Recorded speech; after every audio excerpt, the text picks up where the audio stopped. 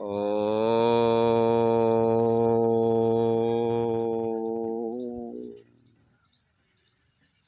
बोलिए सनातन धर्म की जय। संत सनातन धर्म की जय। सभी संत महान पुरुषों की जय। सभी भक्तों की जय। गौ माता की जय। भारत माता की जय। आदरणीय, परम आदरणीय सभी भक्तजन, हम आपके हृदय में बैठे हुए उस परम पिता परमात्मा को कोटि कोटि नमन करते हैं, दंडवत करते हैं, प्रणाम करते हैं। बड़े सौभाग्य का विषय है कि हमने सनातन धर्म में जन्म लिया। हमारे धर्मशास्त्रों में माता पिता की पूजा सर्वोपरि बताई गई है। हमारे धर्म में गौ माता की पूजा, सभी बुजुर्गों का आशीर्वाद, अपने से बड़ों का सम्मान सत्कार, आज्ञा का पालन, ये सभी करना सिखाया जाता है। सभी दीन दुखियों की सहायता करना। मेरे प्रिय सज्जनों, भारतवर्ष एक विश्व का मस्तिष्क है। यहाँ से धर्म की उत्पत्ति होती है।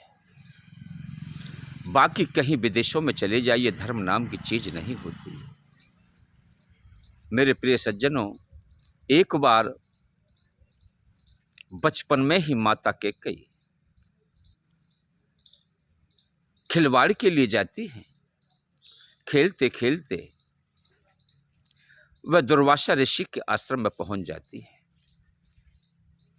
दुर्वासा ऋषि उनसे बहुत प्रेम करते हैं, बहुत दुलारते हैं, और वह दुर्वासा ऋषि के आज्ञा के अनुसार सभी कार्यों को कुशलता से कर देती है।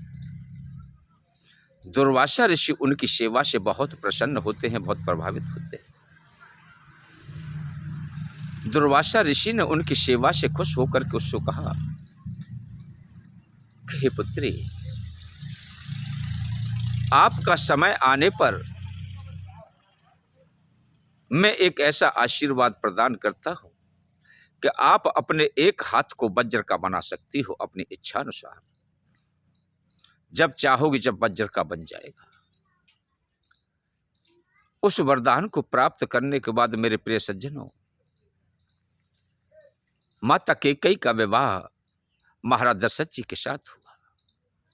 वह एक वीरांगना थी, छत्राणी थी।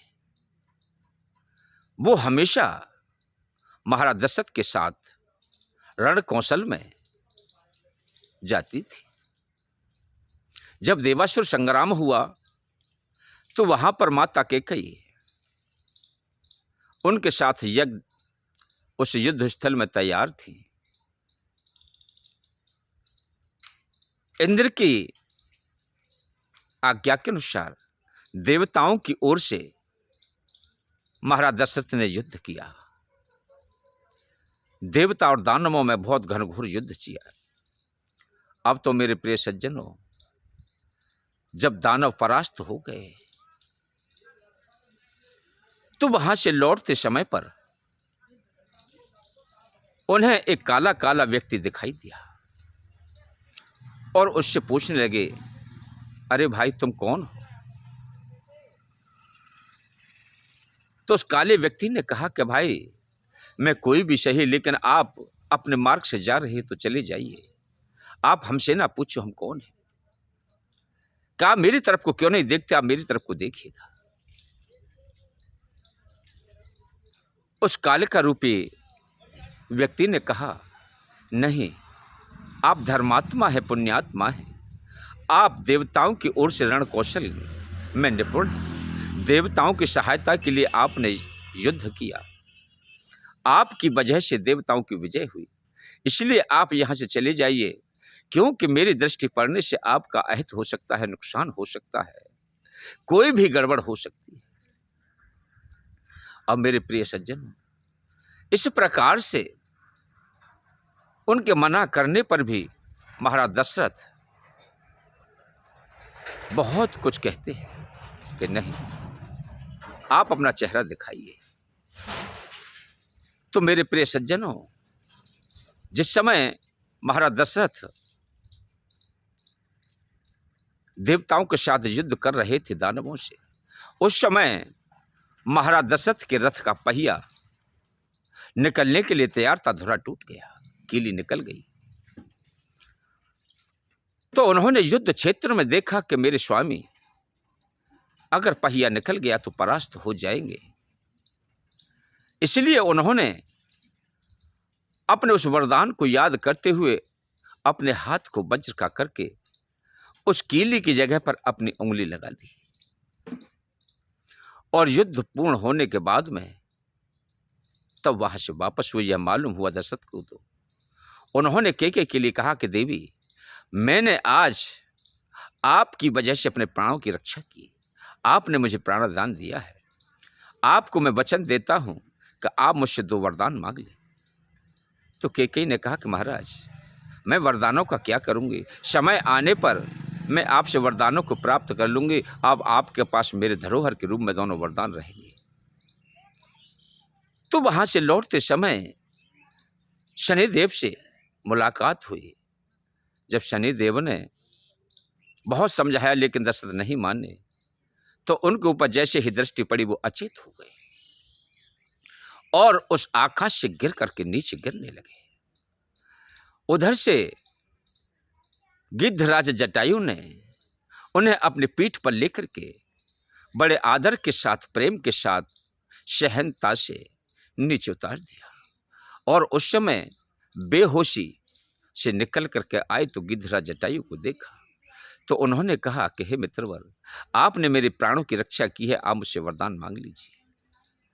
तो दशरथ जी एक ऐसे राजा थे कि जो वचन को देते थे उसे पूर्ण किया करते थे। कहा है ना कि रघुकुल रीत सदा चले आई, प्राण जाहे पर वचन न जाई।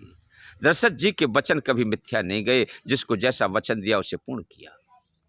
अब तो मेरे प्रिय सज्जनों, गिद्धराज जटायु के लिए उन्होंने वचन दिया कि आप वरदान मांग लो।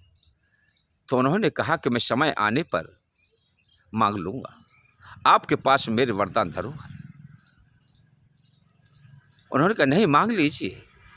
कि ठीक है, आपके पास संतान की उत्पत्ति हो तो आप बड़े पुत्र को मुझे दे दें। उन्होंने उस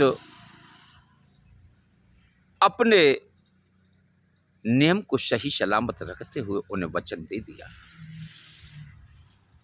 तो उन्होंने अपने बड़े पुत्र का संकल्प कर लिया कि अगर बड़ा पुत्र होगा तो वह आपका होगा। तो महाराज दशरथ के राम हुए, भरत हुए, लक्ष्मण हुए, शत्रुघ्न हुए। तो उन्होंने राम को तो बड़े पुत्र के रूप में, वो तो धरोहर हो गई, क्योंकि उन पर कोई अधिकार नहीं। जब विश्वामित्र जी भी लेने के लिए आए तो महाराज दशरथ ने कहा कि प्रभु, आप मुझे क्षमा करें, आप इस पुत्र को न ले जाएं, क्योंकि इस पर मेरा अधिकार नहीं। अगर मेरे पास कोई अधिकार है, मेरे अधिकार के अंदर कोई वस्तु है, तो आप उसे निसंदेह ले जाएं, उसमें मुझे कदापि कोई रोक टोक नहीं है। इसलिए आप इस बड़े पुत्र को ना मांगिए, क्योंकि आपके पास कोई भी धरोहर कोई रख जाए तो उसको क्या कहोगे कि आसानी से दे दोगे? नहीं भैया, यह फलाना व्यक्ति हमारे पास इस धरोहर को रख गया है, ये उसकी अमानत है और उसकी आज्ञा के बिना मैं नहीं ले सकता, यही कहोगे ना। तो महाराज दशरथ ने मना किया, लेकिन विश्वामित्र जी का यज्ञ बिना राम और लक्ष्मण के पूर्ण नहीं हो रहा था। तो उन्होंने भगवान राम और लक्ष्मण को दे दिया। और गिद्धराज जटायु वहां से जब उन्होंने वरदान दिया तो भगवान राम पैदा हुए। तो गिद्धराज जटायु को बुलाया गया और उनसे कहा कि आप अपनी धरोहर को लीजिए, क्योंकि मैं वचन दे चुका हूं आपके लिए। वो तैयार हुए तो नारद जी प्रकट हुए और उन्होंने कहा कहे जटायुराज, आप बताइए, आप इस बच्चे का करोगे क्या? अरे पालन पोषण कहाँ कैसे करोगे? तब तक आपकी धरोहर तो आपकी है, जब समय आए तब ले लेना और पालन पोषण के लिए दे दीजिए। इस प्रकार से वो गिद्धराज जटायु के भगवान श्री राम वचन अनुसार पिताजी थे। बोलिए सियावर रामचंद्र की जय, संत सनातन धर्मों की जय।